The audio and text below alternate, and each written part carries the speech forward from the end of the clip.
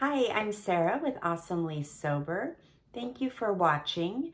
I was just thinking about the process, what seems to be a very lengthy process for many of us from the time that we acknowledge that we do have a problem and a lack of control with drinking to actually getting to the place of asking for help and taking those active steps towards getting better and healing and recovering from alcoholism. And I was thinking about this today. I feel like for me, and this may resonate with you, it actually came down to worthiness. And that sounds really broad, but let me explain. So, worthiness in that I was looking around at my life, which was actually on paper really an excellent life, and thinking like, what do I have to complain about? What do I have to struggle about? My life is really good. Well, it was in a sense that I was married to a man who gave me everything he thought that I wanted monetarily. I had a great job, which luckily I still have. I was surprisingly in very good health. I've been vegan for 11 years, and I think that really negated some of the effects of alcoholism. I had no children, no responsibilities. I mean, life in a sense should have really been a breeze. So it was hard for me to actually feel worthy of saying, I need help.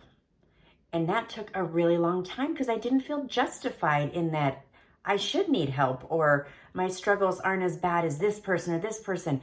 And you go to an AA meeting and you're listening to these people who've been through horrible things and terribly traumatic events. And I'm like, what do I have to complain about? I just drink too much. I need to get a hold of that.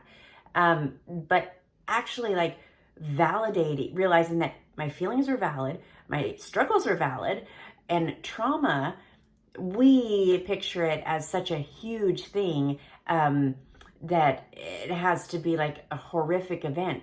Anything that gives you anxiety when you recall it was actually a traumatic event for you. So it can really be anything, but it's something that gives you anxiety and you're still trying to stuff down those uncomfortable feelings with drinking. Yeah, you have some trauma. Actually, every living person is living with some trauma. So that was something really hard to identify. But once I finally got scared enough and didn't want something really horrible to happen and wasn't going to wait around for something really awful to happen, I finally acknowledged that I needed help, and it was okay to raise my hand and say, I'm an alcoholic and the struggle is real. Even though people could look at me and say like, what the fuck's your problem? Your life is really good. It actually wasn't. And it didn't need to be horrible because it's not a competitive trauma endeavor to actually see who has the worst life situation and they get the help that they need. You don't have to wait for something horrible to actually start overcoming your addiction. So identifying that, know that your feelings are valid, the trauma that you're dealing with is valid, your anxiety, your stress is valid, and you don't have to have a justification for it, or a reason that's better than someone else's that makes a really good story or a really good blog.